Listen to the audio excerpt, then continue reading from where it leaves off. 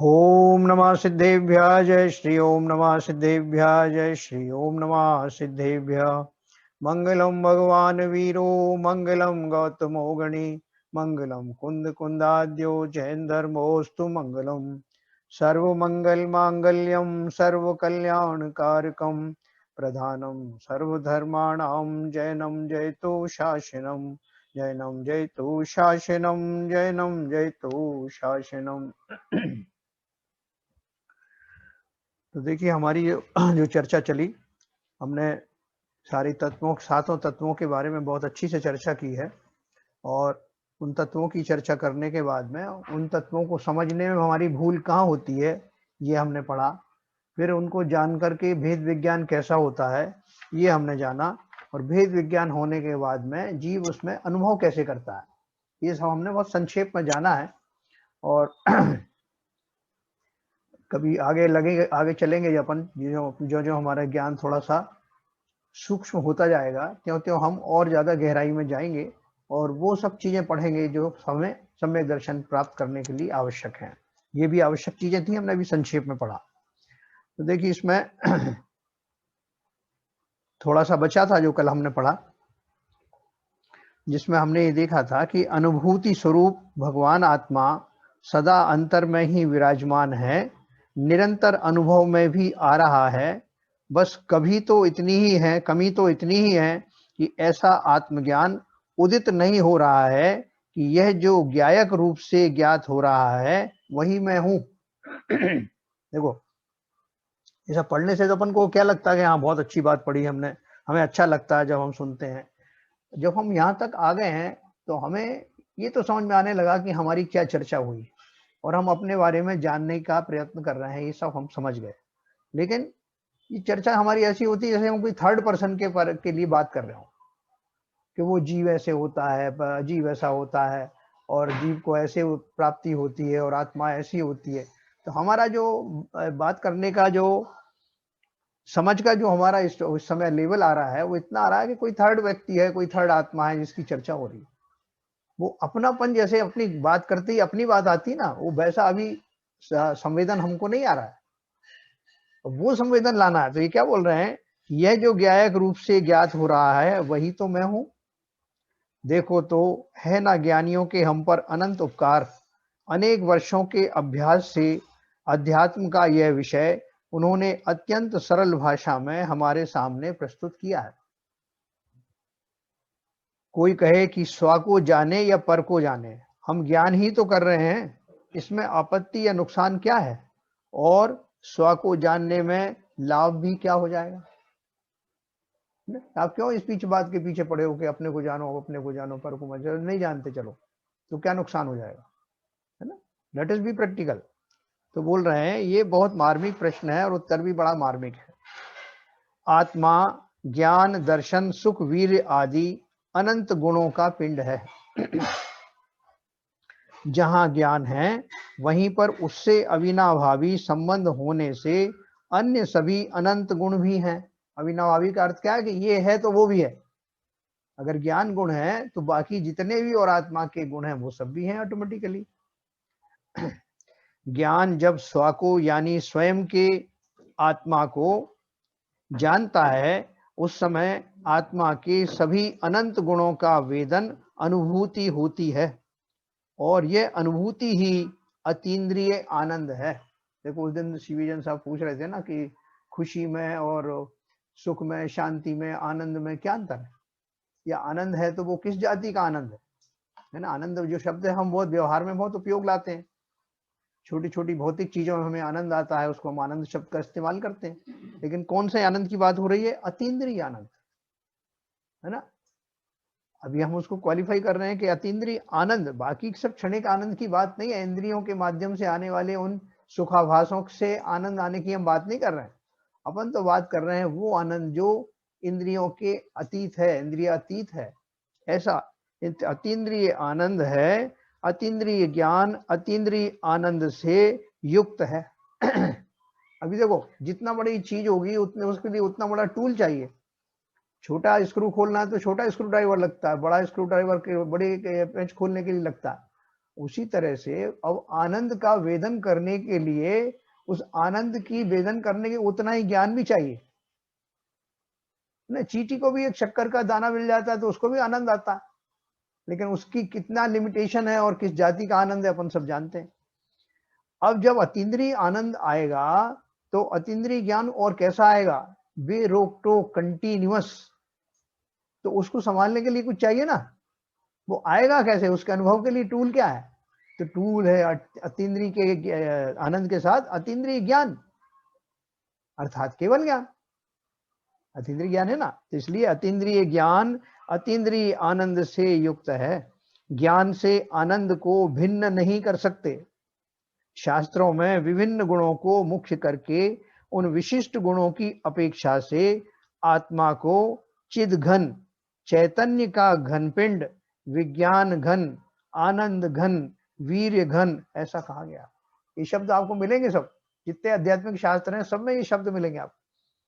ये तो ज्ञान घन है, ये तो जो आनंद का पिंड है, ऐसे शब्द और ऐसे शब्द मात्र आत्मा के लिए ही प्रयोग में लाए जाते हैं।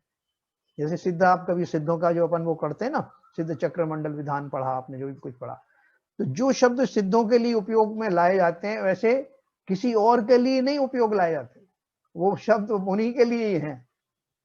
ऐसे अद्भुत शब्द, एक बार उनसे परिचय हो जाएगा तो वो शब्द सुनते ही आप समझ जाओगे कि ये सिद्धों की बात कही जा रही है, ऐसा। तो उन विशिष्ट गुणों की अपेक्षा से आत्मा को चैतन्य का घनपिंड आदि कहा है। यह अतीन्द्रिय सुख स्वाधीन है, निरपेक्ष है, बाधा रहित है, निराकुल है। देखो इसमें हमने एक और क्या बात देखी कि ना केवल ये मेरा अतीन्द्रिय सुख जब मुझे प्राप्त होगा पूरा 100%, अभी भी मुझे सुख वास्तव में अतीन्द्रिय ही है, इंद्रियों के माध्यम से मैं जान रहा हूं, क्योंकि मेरा अभी वर्तमान में ज्ञान की पर्याय थोड़ी कमजोर है, इसलिए मुझे उपकरणों की आवश्यकता पड़ रही है, लेकिन जानने वाला तो मैं अतीन्द्रिय आत्मा ही हूं। हम इसलिए भी अतीन्द्रिय नहीं कह रहे कि भाई मैंने उनका सहारा ले रहा हूं अभी इंद्रियों का, लेकिन जानने वाला जो है वो तो अतीन्द्रिय ही है। आत्मा तो हर दशा में इंद्रियों से रहित ही है। जो मैं उस ध्रुव स्वरूप आत्मा की बात करता हूँ, निश्चय से शुद्ध आत्मा की बात करता हूँ, तो वो इंद्रियों वाला थोड़ा है। वही तो प्रकट होगा जब मुझे केवल ज्ञान होगा, वही तो होगा प्रकट जब मैं अनंत बनूंगा, वही प्रकट होगा जब मैं सिद्ध बनूंगा। और वो आज भी मैं उसका धनी हूँ, वो आज भी मेरे अंदर विद्यमान है, मैं ही तो आत्मा हूँ। ये हमें बहुत अच्छे से समझना है। यह अतीन्द्रिय सुख स्वाधीन है। स्वाधीन है मतलब अभी तो जो है किस पर आश्रित है कि अच्छा भोजन मिला तो सुख आया, अच्छा संगीत मिला तो सुख आया, किसी ने मुझे अच्छे प्यार से बात की तो मुझे कुछ सुख आया।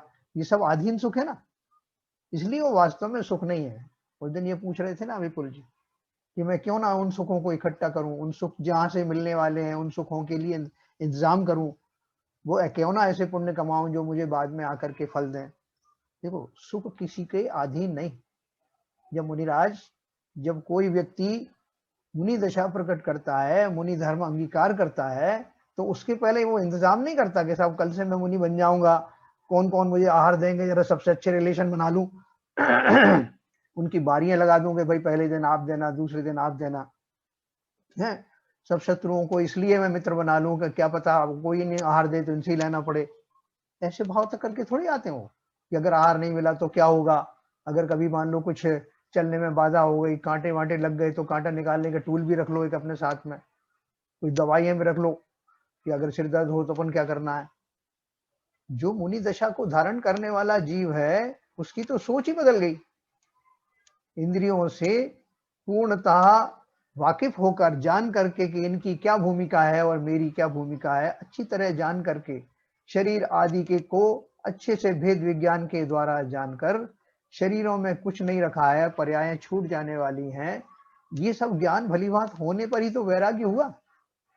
तो वो पहले से नहीं रखते इंतजाम कि मेरा कल क्या होने वाला है, परसों क्या होने वाला है, कैसे कौन इंतजाम करेगा, नहीं। इन सब से बेपरवाह होकर के जिन्होंने शरीर का मोह ही छोड़ दिया है वही तो मुनि बनते हैं। तो वो क्यों इस चक्कर में पड़ेंगे कि मेरा कोई पराधीन सुख थोड़ी है, जो सुख मुझे आने वाला है वो दूसरों के माध्यम से आएगा नहीं। ये तो हम संसारी जीवों की सोच है। जो इसीलिए बेचैन रहते हैं कि इससे मेरा काम पड़ेगा, उससे मेरा काम पड़ेगा।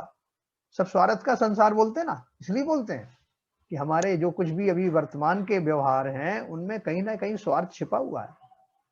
और स्वार्थ इसलिए छिपा है क्योंकि मैं ये मानता हूं कि मेरे सुख दूसरों पर निर्भर करता है, जबकि सुख की वास्तविक परिभाषा क्या है कि सुख स्वयं से स्वयं को ही प्राप्त होता है।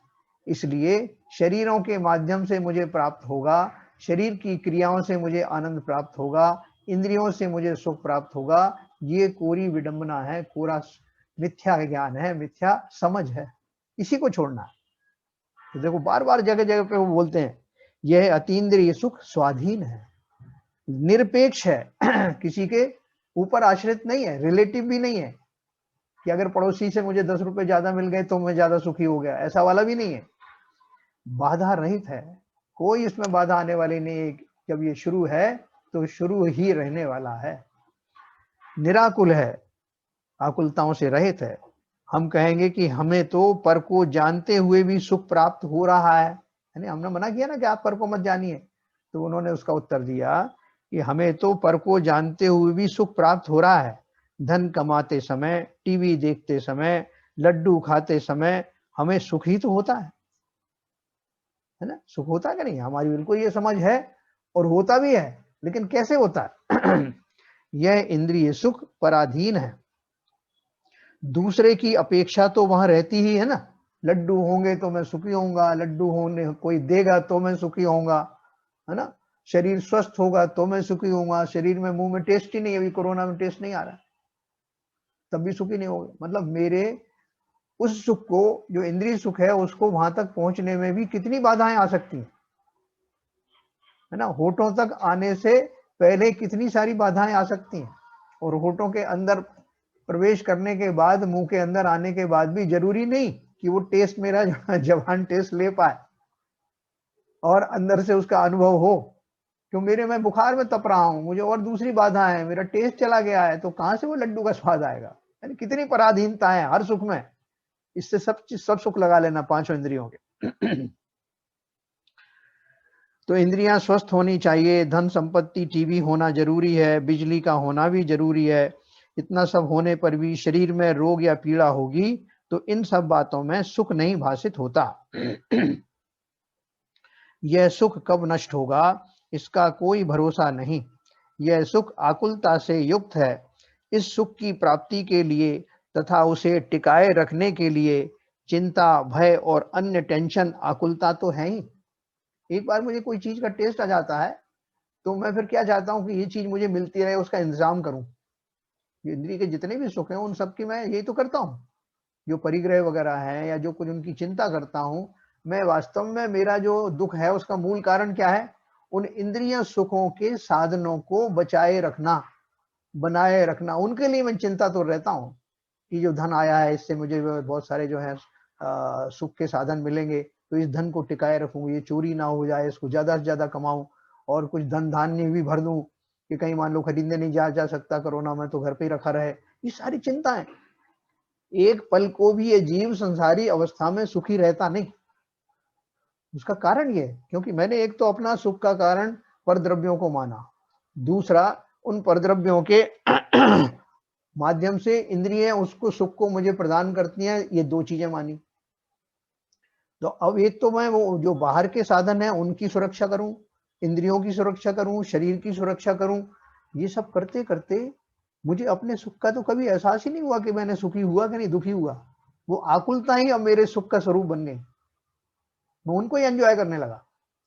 अब देखो एक करोड़पति अरबपति, इनका इतना धन है, वो चैन से एक रोटी नहीं खा सकते है, सारे समय में उसमें ही लगे हैं कि वो देखो फला फैक्ट्री में कहीं लॉस तो नहीं हो रहा, डिंके में कहीं विद्रोह तो नहीं हो रहा, उस धन को फिर कहाँ रखेंगे, वो काले से सफेद कैसा करेंगे, इन सब चिंताओं में लगा रहता है। वो करते करते पूरी जिंदगी निकल जाती है। जिस सुख को प्राप्त करने के लिए सब जुगाड़ें कर रहा है, वो भी सुख जिसे सुखावास कहते हैं। एक गरीब आदमी तो एक रोटी खा के शाम को 2 रोटी खा के सो जाता है, वह नींद ही नहीं आती, टाइम ही नहीं मिला 2 रोटी खाने। तो देखो हम कहाँ भटक रहे हैं इन सुखाभासों और उनके साधनों में। उनके द्वारा प्राप्त होने वाले सुख की कल्पना शरीरों में करने से ये सारे मुझे नश्वर दिखाई देते हैं, सारे मुझे बेफालतू फालतू की चीजें दिखाई देती हैं जिनके लिए मैं मरा जा रहा हूँ। तो ये हमें बहुत अच्छे से समझना है कि संसार में कैसे सुख है, मैंने कैसे सुख की कल्पना की है और वास्तव में वो सुख है क्या।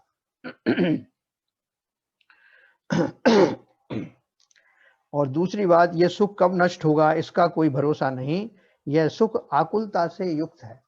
दूसरी बात क्या है, अभी मैंने मान लो कोई ऐसी गरिष्ठ चीज खा ली, लड्डू आदि खा लिया, अब पेट में जो है वो डाइजेस्ट नहीं हो रहा, तो दूसरी तरह की दुख शुरू हो गए। तो उसमें मैंने चूरन खाया तो उससे मोशन होने लग गए। यानी एक दुख हो तो संभालो ना, ये तो इसकी कंटिन्यूटी है। लेकिन मैं ऐसा पागल बना हुआ हूं कि मुझे ये बात समझ में नहीं आ रही कि ये सब मेरे साधन वास्तव में मिथ्या साधन है, इनसे सुख नहीं मिलता। मैं तो उसकी उसी में ऐसा खोया हुआ हूँ, जैसे मोहिनी कर्म में बोलते हैं ना, तो जो मोहित ऐसा हो रहा हूँ कि ठीक है, अगर पेट खराब हो जाएगा डॉक्टर को दिखा देंगे, डॉक्टर दवाई देगा, साइड इफेक्ट होगा, फिर कुछ और कर लेंगे। इसी जाल में मैं फंसा हुआ हूँ। इस सुख की प्राप्ति के लिए तथा उसे टिकाए रखने के लिए चिंता, भय और अन्य टेंशन, आकुलता तो है ही, तो फिर इसे सुख कैसे कह सकते हैं? यह तो सुखाभास है। परंतु आत्मा को जानना होगा, उसके आनंद का उपभोग करना होगा, तो आत्मा को कहीं ढूंढने की जरूरत नहीं है। और जब मुझे बोला कि ये सुखाभास है, तो वो बोले भाई वास्तविक सुख कहाँ है? बोले आत्मा में है। तो आत्मा को ढूंढो कि कहाँ मिलेगी आत्मा है। देखो, एक ये विपासना करके एक जो है ना ध्यान की एक प्रक्रिया है, तो वो हम काकरा पार में थे, तो वहां तो ऑफिशियली हमको 10 दिन के लिए वो सिखाया गया था। उसमें पूरे में जो कल्पनाएं हैं, वो कल्पना ये कि आप ऐसा चिंतन करो कि आपके शरीर के ऊपर से होकर के, मतलब सर के ऊपर से शुरू होकर पूरी शरीर को स्कैन करो और कहाँ कहाँ क्या अनुभूतियां हो रही हैं, ऐसा आप उसको ट्राई करो, तो आपको मालूम पड़ेगा कि कहाँ पे आपको पसीना आ रहा है, कहाँ पे खुजली हो रही है, कहाँ पे आप सूक्ष्म करके अपने उपयोग को पूरा बॉडी का स्कैन करो। और उस जो ये प्रक्रिया जो बताई ना, उस प्रक्रिया में जितने पार्टिसिपेंट थे, तो वो क्या कल्पना करते थे कि जैसे सामने मेरा कोई डमी खड़ा हुआ है ना, क्लोन खड़ा हुआ है, और वो उसके ऊपर मैं ट्राई कर रहा हूं, उसके शरीर के ऊपर। वो अपना शरीर उसको नहीं दिखता, उसको दिखता है कि मेरा ही ऐसा स्वरूप सामने खड़ा हुआ है और मैं सामने बैठ के उसको एक्सपेरिमेंट कर रहा हूँ, उसके ऊपर से वो प्रोब घुमा रहा हूँ और उसके शरीर में कहाँ कहाँ क्या हो रहा है ये कर रहा हूँ। 90% जो पार्टिसिपेंट थे उन्होंने ऐसा ही परिकल्पना कर ली। तो यहाँ हम भी वही करते हैं। उन्होंने क्या बोला, आत्मा को जानने के लिए आत्मा को ढूंढना पड़ेगा। तो हम कहाँ ढूंढ रहे हैं? कहीं बाहर है क्या आत्मा? बजाय क्लोन बनाने के, अगर उसका अनुभवन मैं स्वयं के ऊपर करता घटित, तो वास्तव में काम हो जाता।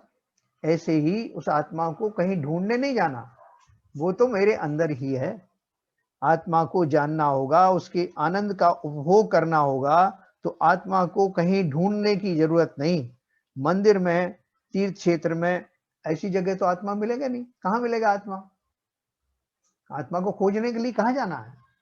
जिन खोजा तिन पाई, या गहरे पानी पैठ, है ना। जैनियों के अलावा कितने अजैन जो दार्शनिकों ने भी ये बात कही है कि अपने अंदर ही हूं, मुझे ही अपने कहीं खोजना थोड़े है। गर्दन कहते हैं, जरा सी गर्दन झुकाई और देख लिया, अंदर ही हूं मैं। पूरे शरीर के संपूर्ण भागों में व्याप्त मेरे आत्मा के प्रदेश, उन्हें ढूंढने कहाँ जाऊंगा? ये तो मेरे चिंतन में ही है कि जो कुछ मैं जान रहा हूं, मैं अपनी आत्मा के माध्यम से ही तो जान रहा हूं। मैं स्वयं ही आत्मा हूं। जिस साधन द्वारा उसे जानना है, वह साधन ज्ञान तो मेरा स्वभाव है।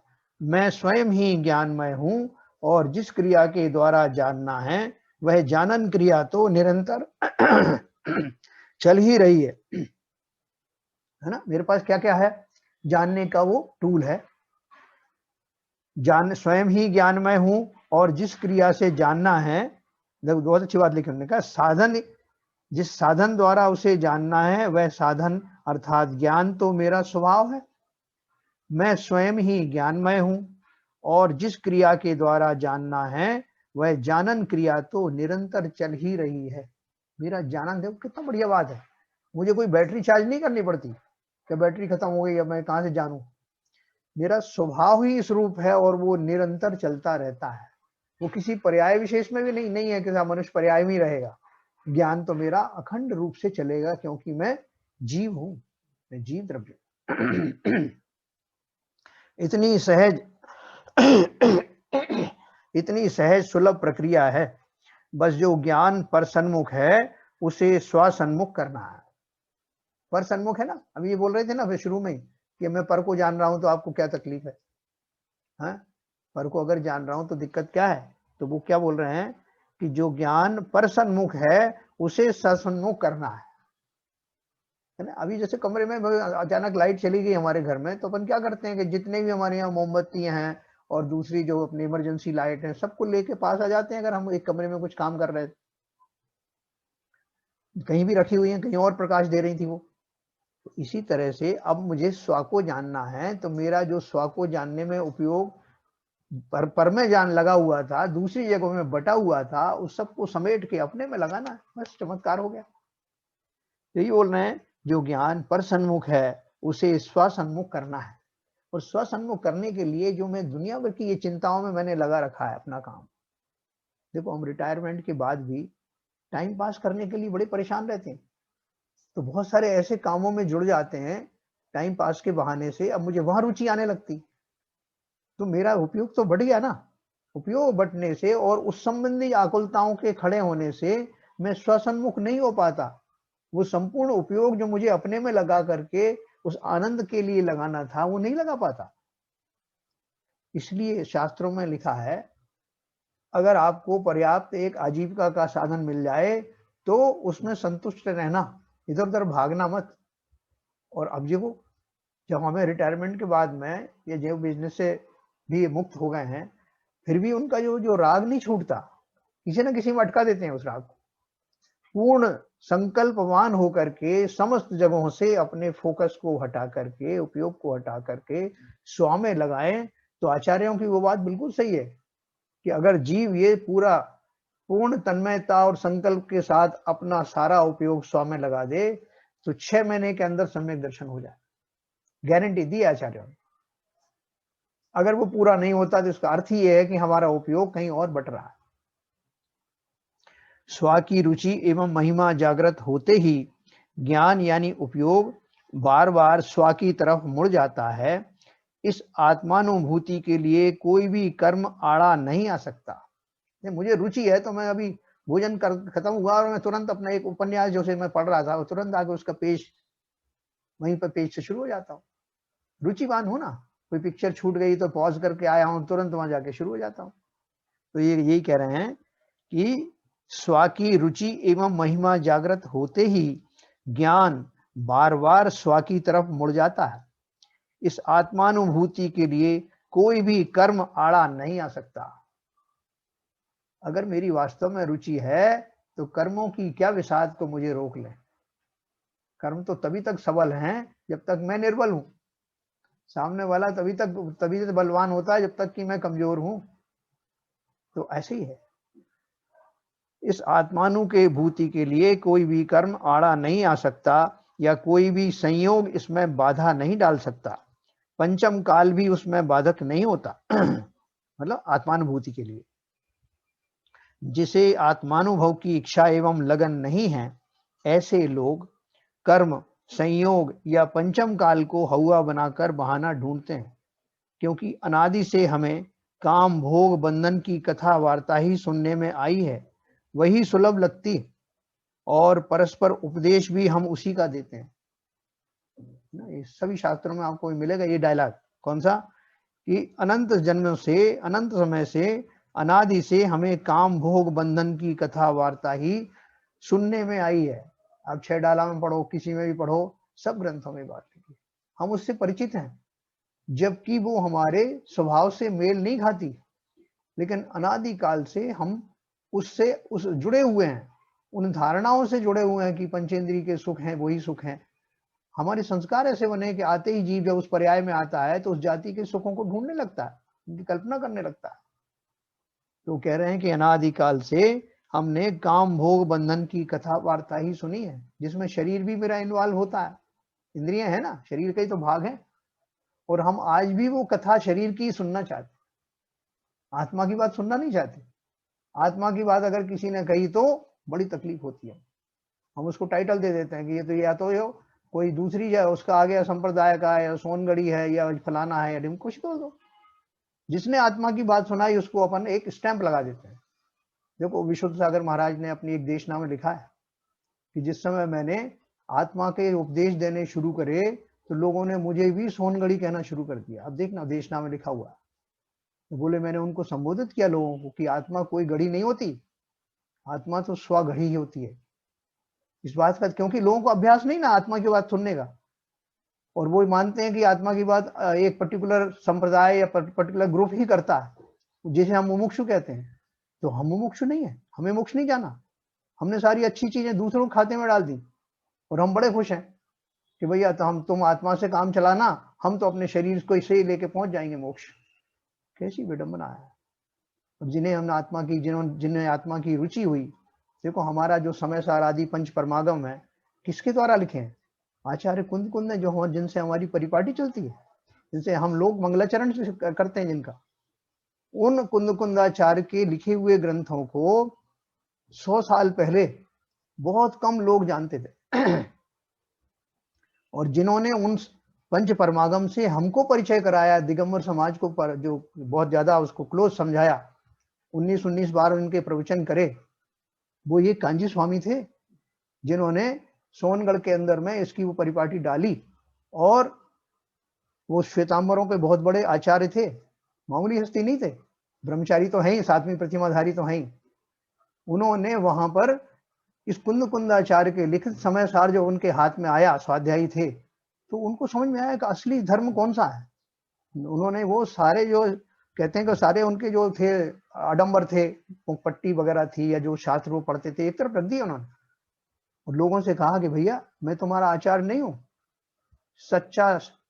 सच्चा जो दर्शन है वो दिगंबर दर्शन है, यही ओरिजिनल है।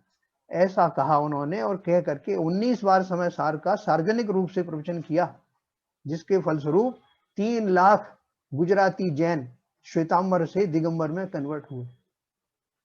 ये आप पढ़ना, ये सारी घटनाएं हैं। और हमने चूंकि हमारा ही माल हमको परोसा उन्होंने, जो हमें नहीं जानते थे, हमें उनसे द्वेष हो गया। और हमें तो खुशी होनी चाहिए, महिमा आना चाहिए, कोई हमारे पंथ में आ रहा है और हमको हमारी बात ही समझा रहा है। हमें उनसे द्वेष हो गया। और जो आत्मा की बात करेगा उनसे सबसे हमें द्वेष हो जाएगा। कितनी विडंबना है। हम उनमें गलतियां निकालते हैं, उनको जो गालियां देते हैं, कितना कैसा खोटा कर्म हम बांध रहे हैं। आत्मार्थियों को, संयमियों को हम इस मार्ग पर डाल रहे हैं। 7वीं प्रतिमाधारी भी संयमी होता है।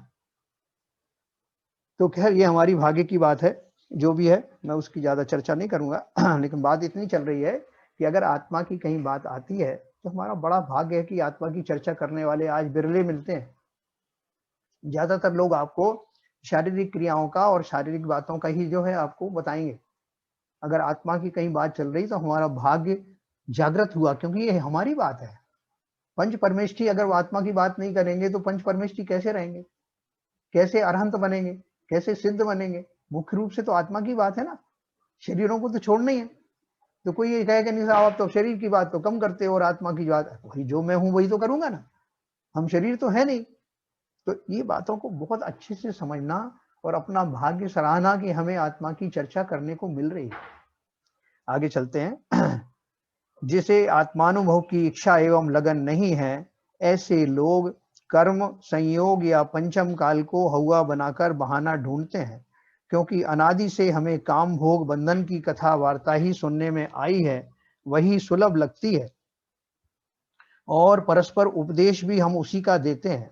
परंतु आत्मा की कथा अत्यंत सहज और सुलभ होने पर भी हमने कभी सुनी नहीं।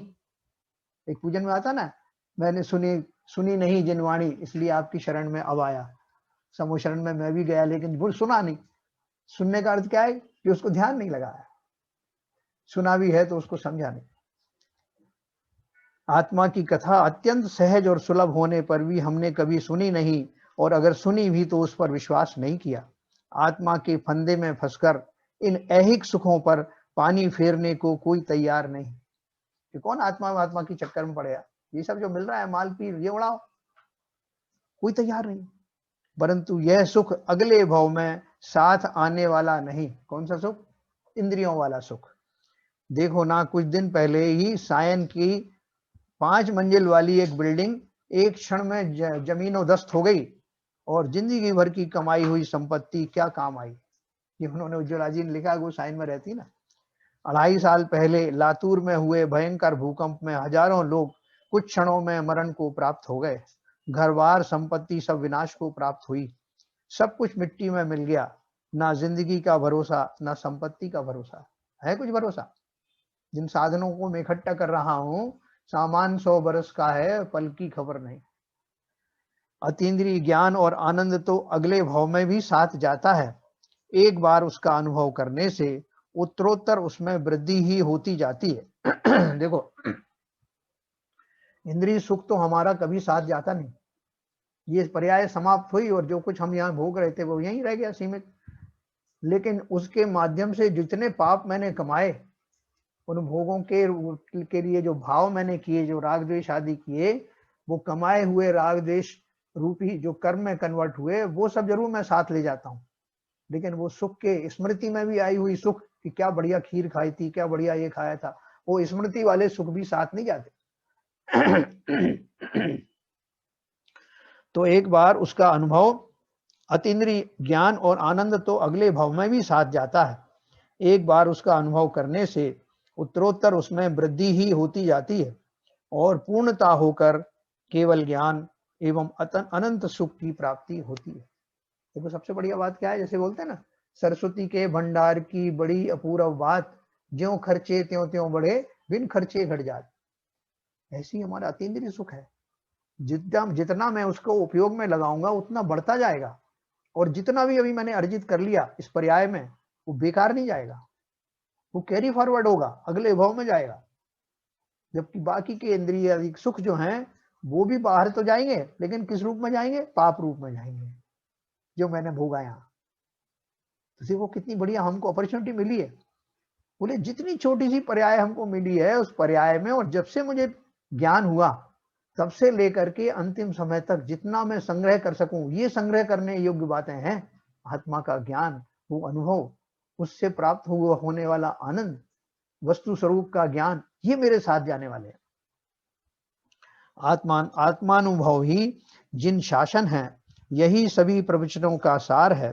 आत्मानुभव का स्वरूप जानते ही उसको प्रकट करके स्वयं का कल्याण कर लें, ऐसा किसी बुद्धिमान जीव को कहने की आवश्यकता नहीं है ना।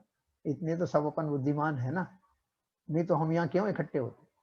ये सारे जितने जीव इकट्ठे हुए हैं, मैं कई बार कहा कि न केवल ये भव्य हैं, बल्कि निकट भव्य हैं। इतनी रुचि पूर्वक अगर हमें आत्मा की बात समझ में आ रही है, सुनाई पड़ रही है, उसमें रस आ रहा है, तो अवश्य ही हमारे ये शुभ दिनों की परिचायक हैं। हम भी यह कल्याण का मार्ग अंगीकार करें और जल्दी से जल्दी इन पर्यायों के चक्र से मुक्त हो जाए। तो ये अभी हमने थोड़ा पढ़ा, मैं आपको अनम्यूट करूंगा।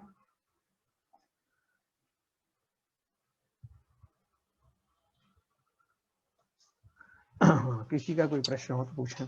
साहब जी। छोटा सा अनभिज्ञ सा क्वेश्चन है। हाँ, बोलिए बोलिए बोलिए। ये अतीन्द्रिय का मतलब इंद्रियों से रहित? बिल्कुल। अच्छा, बिल्कुल बिल्कुल। मैं समझा कि अतीन्द्रिय मतलब इंद्रियों की और बड़ी उपाधि है। हाँ, हमने सोचा कि भाई अभी तो 5 ही हैं, उसके बाद तो शायद 10-15 मिल जाएंगी। नहीं, 10-15 नहीं, उनकी इंटेंसिटी बढ़ जाएगी। मुझे ऐसा लगता था अतीन्द्रिय का मतलब इंद्रियों से परे। यही तो है, यही तो है, आप तो सही समझे। इंद्रियों से बिल्कुल सही, कैसे कह सकते बिल्कुल सही आपने समझा। इंद्रियों से परे जो ज्ञान होता है। यस, ये तो हमारे शब्दकोश हैं आरपी जैन साहब तो। यस, बहुत बढ़िया। तो बताएं साहब, और किसी का कोई प्रश्न हो? ये बहुत बढ़िया जो हमारा सब्जेक्ट है। कल का जो विपुल जी का रह गया था ना क्वेश्चन, वो इसमें आ गया। सर मेरा एक सवाल था, इसमें सब आ गया। हाँ बोले। ये सर जैसे हम लोग जॉब में करते हैं, हाँ, आगे बढ़ने के लिए लगता है जॉब सारा सर्च कर देते हैं, बार बार चेंज करना। जी। जैसे आपने बोला एक जगह पे रह के अपना आगे बढ़ना है, मतलब चीजें, इन सब चीजों में नहीं पड़ना है। तो ये दोनों में से कैसे क्या सही है, मतलब हम आगे के बारे में सोचे। कई बार लगता है जॉब अनसिक्योरिटी लगता है, सिक्योरिटी नहीं लगती है। देखो इसका जो थोड़ा रहस्य है, मैं आपकी बात समझ गया जी जी इसमें देखो, अभी जैसे थोड़ी महत्वाकांक्षाएं तो हर व्यक्ति को होती हैं, एम्बिशियस होती हैं। तो वो छोटा सा अगर कोई नौकरी मिली तो इसका अर्थ, जैसे जो मैंने कहा, उसका अर्थ ये कोई निकाल सकता है कि नहीं वो छोटी मिल गई, अब बड़ी नौकरी तलाश नहीं करनी है, वहीं रह जाओ। इसका अर्थ दूसरा है। इसका अर्थ है कि जो भी मुझे मिले उसमें संतुष्ट रहूं। समझे ना बात? अभी जैसे जितने समय तक मान लो मैं छोटी नौकरी में हूं तो उसमें भी संतुष्टि है। इसका ये अर्थ नहीं कि मैं आगे बढ़ने का प्रयास नहीं करूं, करो, लेकिन धैर्य के साथ करना। उसमें बहुत अपनी मानसिकता में ऐसी उथल पुथल मत रखना। धैर्यवान होकर के सारी चीजें जो मिल रही हैं उनको लो। नहीं मिलती है तो उससे क्या होगा, आपको नहीं मिलेगी तो टेंशन नहीं होगी।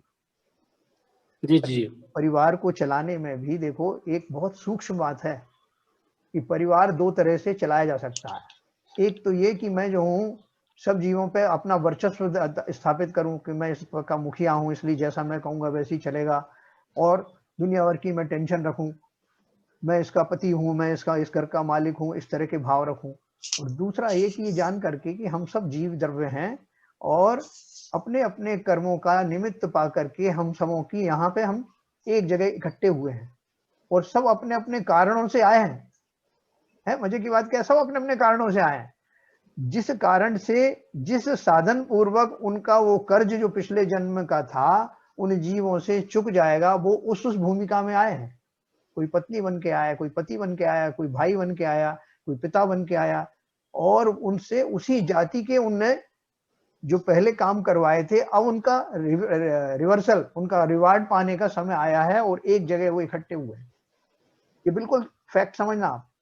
अब आप अपनी भूमिका का निर्वाह बिना अपने आप को कर्ता बनाए कि साहब मैं नहीं करता तो कौन करता, मैंने किया, कोई करता नहीं, सब करता है अपने अपने। सब एक जगह असम्बल हुए हैं और अपने एक असम्बल होने के बाद साथ में सब अपने अपने चले भी जाएंगे। कहाँ से आए थे, अलग अलग जगहों से आए और अलग अलग जगहों पे चले जाएंगे। ये पर्याय समाप्त होते ही, नाटक समाप्त होते ही अपनी अपनी जगह पे चले जाएंगे। अब आपको जो छोटा सा ड्यूरेशन मिला है जिसमें आप परिवार के साथ रह रहे हैं, उसको आप दो दृष्टि से निभा सकते हो। एक तो अपना वर्चस्व बना के, कर्तापना बना के, ममता रख करके कि अरे मेरे हैं, ये छूट ना जाए, मैं इनका करता हूं। एक तो ये भाव हो सकता है, और दूसरा भाव ये हो सकता है जो मैंने आपको बताया कि सारे ही जीव द्रव्य कहाँ कहाँ से आए हैं, इन सब के एक दूसरे से कभी संबंध रहे, कई कई भावों के संबंध है। अब मैंने किसी को कुछ नहीं दिया, जब मैं पत्नी था तब मैंने पत्नी का धर्म नहीं निभाया, तो अब जो है वो मुझे जिस जाति का जो पत्नी का पद मिला है मुझे उसको निभाना पड़ेगा। या मैं अगर पति बना हूं तो मेरी पत्नी उस तरह का निर्वाह नहीं करेगी। ये पक्का समझना, कर्म का रहस्य जो है ना, जब आप कर्म सिद्धांत पढ़ेंगे तो बहुत भली भांति समझ में आएगा। तो मुझे क्या करना है, बहुत सावधानी पूर्वक ये मान करके ये सब अपने अपने कर्मों को लेकर के इस जगह एक जगह पे एकत्रित हुए हैं, अलग अलग भूमिकाओं में आए हैं, अलग अलग कारणों से आए हैं, और ये सब चले जाने वाले हैं। मैंने किसी को सुख दिया तो मेरी पत्नी बन करके मेरी सेवा करेगी, कभी अगर नहीं कर रही तो समझ लेना कि मैंने इसके साथ ऐसा नहीं किया होगा, ये तो बदला है। तो बड़े भली भांति अपनी भूमिका का निर्वाह करना, अच्छे पिता बन करके, अच्छे पति बन करके, अच्छी पत्नी बन करके अपनी भूमिका का भली भांति निर्वाह करना, और चिंतन ऐसा रखना जो मैंने आपको बताया कि हम चिंतन रखने में कोई मना कर देगा कि नहीं आप ऐसी चिंतन नहीं रख सकते। ऐसा चिंतन रखते हुए इस पर्याय का निर्वाह करते हुए छूटोगे तो लोगों का जो अपने ऊपर में जो जकड़न है ना, जो फसाव है एक दूसरे के रिश्तों के, ये रिश्तों की ये तब तक खत्म नहीं होंगे जब तक कि हम अपनी भूमिकाओं का निर्वाह भली भांति नहीं करेंगे। वो कर्जे फिर जाएंगे आपके, कैरी फॉरवर्ड होंगे, तो फिर वो जीव उसी भूमिका में आएंगे। कभी आप लड़ाकू बनोगे, कभी वो लड़ाकू बनेंगे। कितने कितने जीव है पति पत्नी हत्या कर देते हैं, है ना, बच्चों की हत्या हो रही है आजकल माँ बाप के द्वारा। तो ये सब क्या हो रहा है, कोई किसी का नहीं है। अपन देखो उसमें भी लिखा है ना, आपने फिल्म की एक है ना, कसमें वादे प्यार वफा सब बातें हैं बातों का क्या कोई किसी का नहीं है, रिश्ते झूठे हैं झूठों का क्या। ये बिल्कुल फैक्ट है। लेकिन इन फैक्ट को जानते हुए मुझे अपना बड़ा बीच का रास्ता रखना है। कैसा रास्ता रखना है, ये मुझे भाई को भाई भी कहना पड़ेगा, पिता को पिता कहना पड़ेगा, और अपनी जो भूमिका है बिल्कुल अन्याय अनीति की जो बात आती है उसमें ये भी आता है सदाचार पूर्वक जैसी जिस भूमिका का वर्णन है उसका वैसे ही निर्वाह करना, और ना तो अपने आप को ये समझना कि मैं इनका करता हूँ, सब अपने अपने पुण्य का खाते हैं, और ना ये समझना कि ये मेरे हैं, क्योंकि जब मैं मेरे मानता हूं तो अगर उनसे उस तरह का जैसा मैंने एक्सपेक्टेशन किया वैसा ना हो, ममता भाव होता।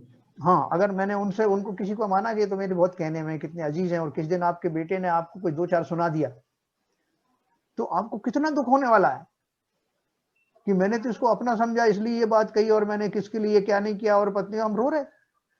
लेकिन जिसने बात शुरू से जानी कि कोई भी पदार्थ किसी के अधीन नहीं है, ये व्यक्ति मेरे पुण्य पाप के अनुसार उनके मन में ऐसे भाव आते हैं, अच्छी आज्ञा का पालन करते करते अचानक से आदमी विद्रोही हो जाता है, शत्रु मित्र हो जाते हैं, मित्र शत्रु हो जाते हैं, तो उसमें मूल कारण मैं ही हूं, ये ध्यान रखना।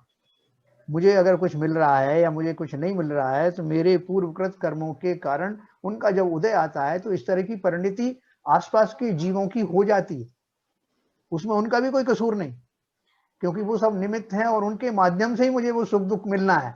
कोई भगवान तो डायरेक्ट आके बरसाएगा नहीं, वो इंस्ट्रूमेंट्स हैं। अगर हम ये दृष्टि रख पाए तो हमारा जीवन बहुत सक्सेसफुली निकल जाएगा, और तभी हम समाधि मरण के पात्र बनेंगे और हमारी पर्यायें समाप्त होकर के हम इस चक्र से निकल पाएंगे। ये साधन बहुत अच्छे से हमको जीवन जीने की जो कला जिसे कहते हैं ना, आर्ट ऑफ लिविंग, वो ये है। और आर्ट ऑफ डाइंग भी तभी आएगी जब हम सब चीजों से ये कोई मेरे नहीं है, कोई वस्तु मेरी नहीं है, ऐसा जो अंतिम समय का जो मेरा जो चिंतन है वो पहले दिन से ही शुरू रखना, तब वहां जाकर के तो उसका जो एक्सपेरिमेंट करना है कि जैसा मैंने सोचा था वास्तव में कोई मेरे नहीं है मैं। चलिए, और किसी का कोई प्रश्न है?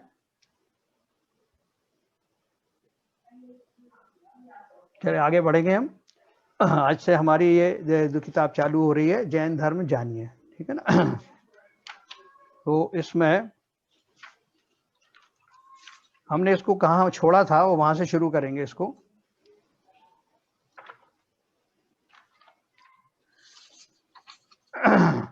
इसमें हमने जाना था ये पर्याय के बारे में, अपने विशेष गुण पढ़ रहे थे जीवों के, इसमें से जैन धर्म जानिए में से। तो पेज नंबर 131, 32, 33 हमारा 133। तो 133 के ऊपर में पर्यायों से युक्ति, इसमें एक पर्याय आया ना।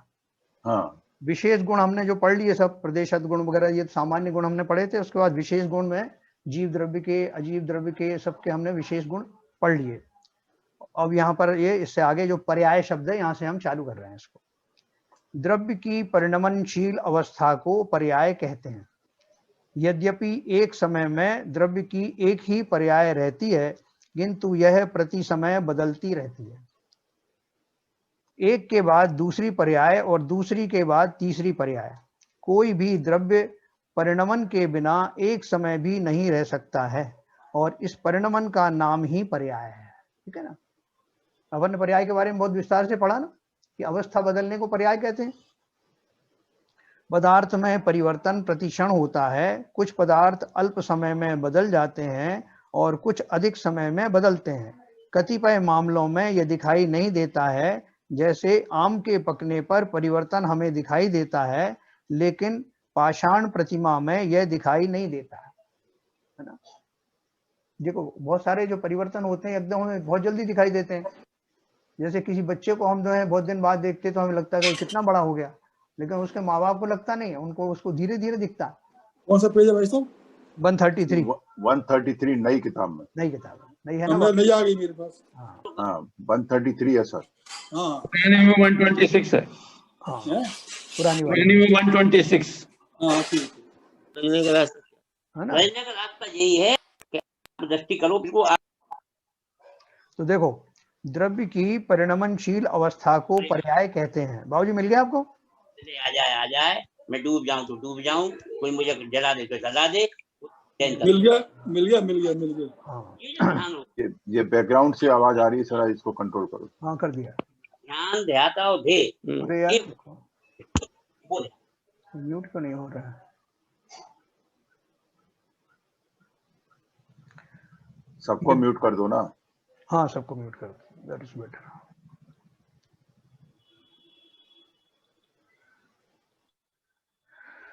तो द्रव्य की परिणमनशील अवस्था को पर्याय कहते हैं। यद्यपि एक समय में द्रव्य की एक ही पर्याय रहती है, किंतु यह प्रति समय बदलती रहती है, एक के बाद दूसरी पर्याय और दूसरी के बाद तीसरी पर्याय। कोई भी द्रव्य परिणमन के बिना एक समय भी नहीं रह सकता है, और इस परिणमन का नाम ही पर्याय है। पदार्थ में परिवर्तन प्रतिक्षण होता है। कुछ पदार्थ अल्प समय में बदल जाते हैं और कुछ अधिक समय में बदलते हैं। कतिपय मामलों में यह दिखाई नहीं देता है, जैसे आम के पकने पर परिवर्तन हमें दिखाई देता है, लेकिन पाषाण प्रतिमा में यह दिखाई नहीं देता। वस्तुतः पाषाण प्रतिमा में भी प्रति क्षण परिवर्तन हो रहा है, मगर वह सैकड़ों वर्ष बाद ही दिखाई देता है, क्योंकि प्रतिमा हमें सैकड़ों वर्ष पश्चात जीर्ण होती दिखाई देती है। आशय यही है कि प्रत्येक पदार्थ प्रतिक्षण बदलता अवश्य है। सिद्ध की पर्याय भी परिणमनशील है। किसी भी द्रव्य की प्रथम व अंतिम पर्याय नहीं होती है। देखो, पर्याय निरंतर बदलती है ना, तो कब से बदल रही है, उसका कोई शुरुआत है क्या? नहीं, क्योंकि द्रव्य, जितने भी द्रव्य हैं वो आज अनादिकाल से हैं, और द्रव्यों के में रहने वाले गुणों की पर्याय हैं। तो जब द्रव्य हैं तो गुण भी हैं, और जब गुण हैं तो उनमें जो है पर्याय भी हैं। तो कोई भी पर्याय अनादि कभी भी किसी समय में भी समाप्त नहीं होती, क्योंकि उनकी शुरुआत भी नहीं है तो समाप्ति भी नहीं है।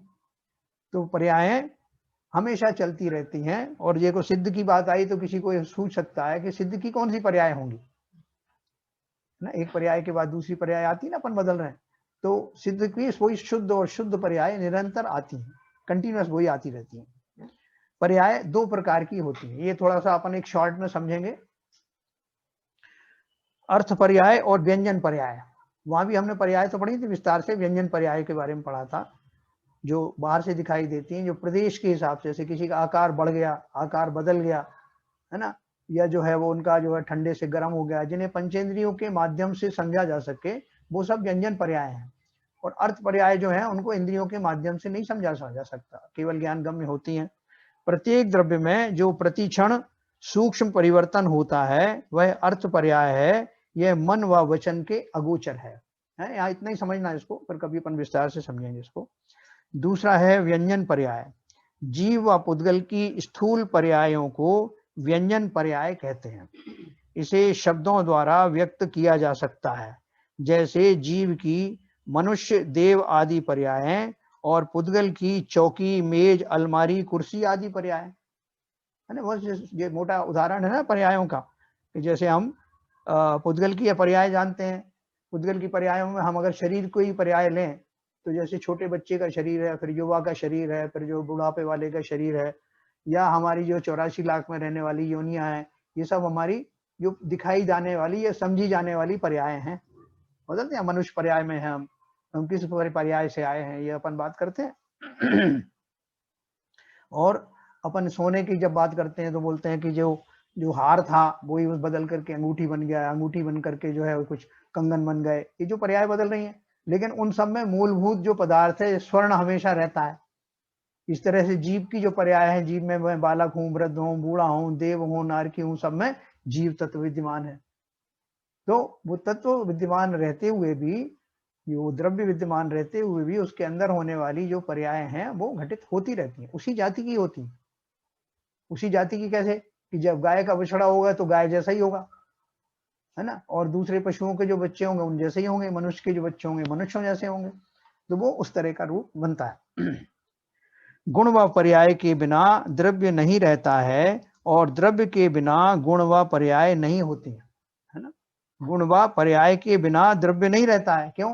क्योंकि गुणों के समूह को ही द्रव्य कहते हैं, और उन गुणों का पर्याय निरंतर चलती रहती है, इसलिए वो डायनेमिक बने रहते हैं, नहीं तो वो जड़ हो जाए। और द्रव्य के बिना गुण व पर्याय नहीं होती। इस प्रकार द्रव्य, गुण, पर्याय तीनों साथ साथ होते हैं। द्रव्य के भेद और उपभेद समझेंगे क्या है। ये एक तरह से हमारा रिवीजन है, हम पढ़ चुके हैं डिटेल में। द्रव्य मुख्य रूप से दो प्रकार का होता है, जीव तथा अजीव। अजीव द्रव्य में इतनी विविधता और व्यापकता है कि उसे समझने हेतु पृथक्करण की आवश्यकता होती है ना। अजीव द्रव्य में इतनी विविधता है, इतनी जगह पर मिलता है, इतनी जगह से मेरे आसपास रहता है कि मैं उसमें से अलग करने के लिए परेशान हो जाता हूं कि इसमें मैं कौन हूं और दूसरा कौन। उसे समझने हेतु पृथक्करण की आवश्यकता है। अतः उसके 5 विभाग कर दिए गए हैं, पुद्गल, धर्म, अधर्म, आकाश व काल। इस प्रकार द्रव्य 6 जातियों में विभाजित हैं। पहला जीव, दूसरा पुद्गल, तीसरा धर्म, चौथा अधर्म, पांचवा आकाश और छठवां काल। देखो इन्होंने थोड़ा अंग्रेजी में भी दिया है साथ में। जीव को सोल कहते हैं, अपन सब जानते हैं। पुद्गल को मैटर कहते हैं। धर्म है उसको मीडियम ऑफ मोशन, अपन बोलते हैं जो चलने में सहायक हो, अर्थात चलने में निमित्त बने, उस मीडियम को, किसी ने मीडियम हमारे यहाँ भी बोला था। तो मीडियम का अर्थ क्या है कि वो विद्यमान है। जैसे मैं बोलता हूँ तो शब्द मेरे बाहर चले जाते हैं दूर तक, दरवाजा बंद करता हूँ तो 10 तरफ आवाज नहीं जाती। मतलब मेरी जो साउंड एनर्जी है उसको बाहर जाने के लिए, उसको फैलने के लिए किसी मीडियम की यानी वायु आदि की आवश्यकता है। जब मैं दरवाजे बंद कर देता हूं तो वो आगे नहीं जा पाती। तो यहाँ तो एक ऐसा परमानेंट अपना ये है मीडियम है जिसके रहते हुए जो भी द्रव्य दो ही क्रियावती शक्ति वाले 2 ही द्रव्य हैं, या तो जीव है या पुद्गल है। तो जब भी उनको चलने की क्रिया होती है उनमें, तो जिस मीडियम की वजह से वो चल पाते हैं उस मीडियम को धर्म द्रव्य या धर्म शक्ति कहते हैं। उसी तरह से अब मैं चलते चलते मुझे अब रुकना है तो ब्रेक भी लगना चाहिए ना। नहीं तो ब्रेक नहीं लगेंगे तो कैसे मैं रुकूंगा।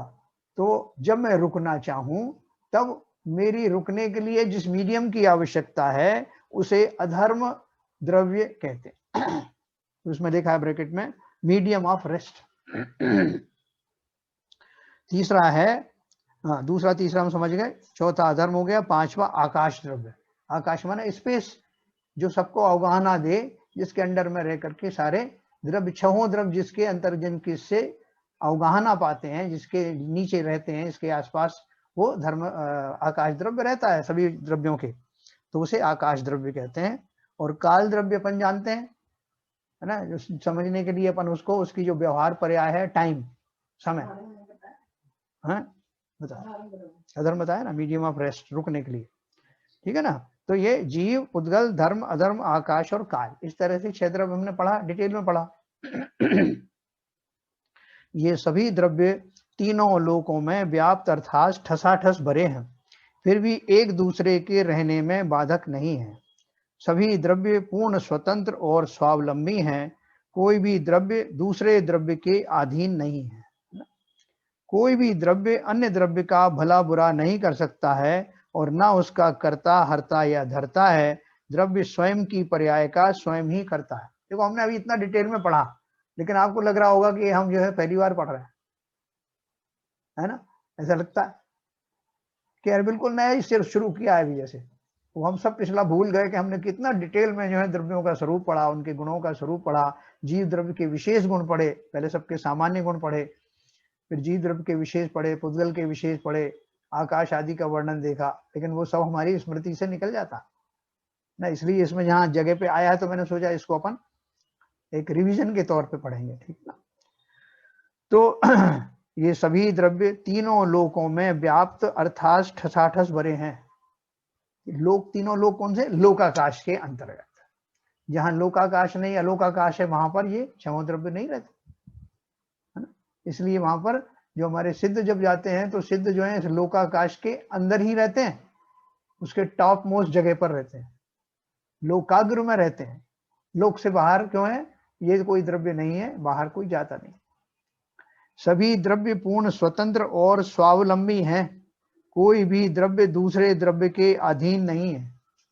तो देखो वहां तो हम मान लेते हैं, अजीब द्रव्यों के बारे में तो हम मान लेते हैं कि हाँ कोई किसी के अधीन नहीं, लेकिन जब जीव द्रव्य का सवाल आता है तो ये मेरा नौकर है, ये मेरी पत्नी है, ये मेरे अधीन है, वो मेरे अधीन है, ऐसा भाव आता है। हम भूल जाते हैं कि वो तो और भी अद्भुत द्रव्य है, जीव द्रव्य, तो उस पर भी ये फार्मूला लागू होता है।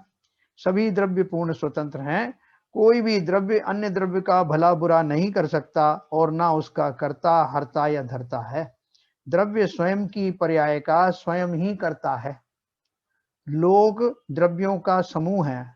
विश्व में जितने द्रव्य हैं वे उतने ही रहेंगे, उनकी संख्या में कमी या वृद्धि नहीं होगी। किसी ने प्रश्न पूछा था ना, तो नया तो कोई उत्पादन होता नहीं, जितने द्रव्य हैं मतलब क्वांटिटी में वही रहने वाले हैं जितने द्रव्य हैं वो। द्रव्य कभी उत्पन्न नहीं होता है और ना कभी नष्ट होता है। यद्यपि द्रव्य कभी नष्ट नहीं होता, फिर भी उसकी पर्यायें उत्पन्न व नष्ट होती रहती हैं। यह द्रव्य प्रत्येक समय उत्पाद, व्यय और द्रव्य स्वरूप है। अतः यह द्रव्य दृष्टि से नित्य है और पर्याय दृष्टि से अनित्य है। पर्याय बदलती रहती है, इस हिसाब से वो अनित्य है, लेकिन हमेशा बना रहता है और नष्ट नहीं होता, इस हिसाब से नित्य है। लोक में जीव व पुद्गल दो द्रव्य ही क्रियाशील हैं। जीव द्रव्य तो स्वयं चेतन है और सुख दुख का वेदन वही करता है। देखो, 6 द्रव्यों में से एकमात्र जीव द्रव्य ही ऐसा है जिसे सबका ज्ञान है और किसी को ज्ञान नहीं। पुद्गल द्रव्य जड़ है, उसकी अवस्था कैसी भी हो, उससे पुद्गल को कोई सुख दुख नहीं होता। ये दोनों द्रव्य ही विश्व की व्यवस्था के मूल द्रव्य हैं। सारा संसार इन दो द्रव्यों का ही खेल है, क्योंकि ऐसा करना इनका स्वभाव है। अनादिकाल से यह कार्य चला आ रहा है और आगे भी चलता रहेगा। शेष 4 द्रव्य धर्म, अधर्म, आकाश और काल का कोई स्वतंत्र कार्य नहीं है। ये जीव स्वतंत्र कार्य नहीं है, मतलब कोई ऐसा जो है उनका एक जैसा कार्य चलता हमेशा। ये शेष व पुद्गल द्रव्यों के उपकारी अर्थात निमित्त मात्र हैं। वो ऐसा नहीं कि जो चलना नहीं चाहता उसको पकड़ के चला दे, धर्म द्रव्य, या जो रुकना नहीं चाह रहा उसको पकड़ के रोक दे, ऐसा उनका कोई एक्टिव पार्टिसिपेशन नहीं। ये चारों द्रव्य जीव का किसी भी प्रकार से अहित नहीं करते हैं।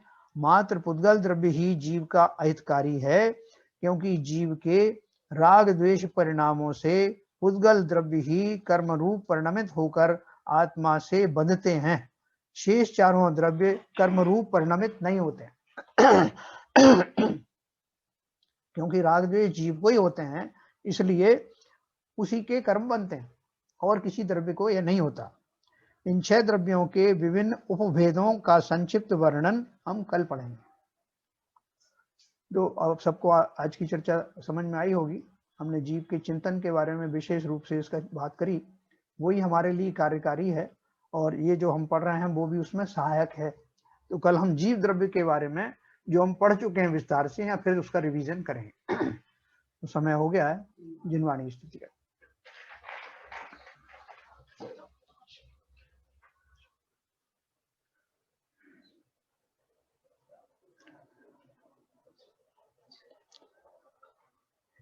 बोलिए ललित जी। ओ सॉरी, 1 मिनट।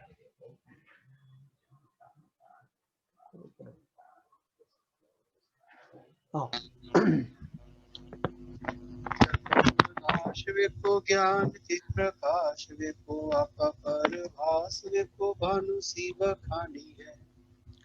छहु द्रव्य जान विपो बंध वेधि भान विपो स्वपर की छान विपो परम प्रमाणी है। अनुभव बताए विपो जीव के जताए विपो काहुन सताए विपो भव्य पुरानी है। जहाँ तहाँ तार विपु पार के उतार विपु सुख विस्तार विपु यही जिनवाणी है। ये जिनवाणी भारती तो है जपूदन है, जो तेरी शरणा गए सो पावे सच्चै। जिनवाणी के ज्ञान से सूझे लोकानो, सो वाणी मस्तक नमो सदा देते दो, सदा देते दो। जिनवाणी माता की जय।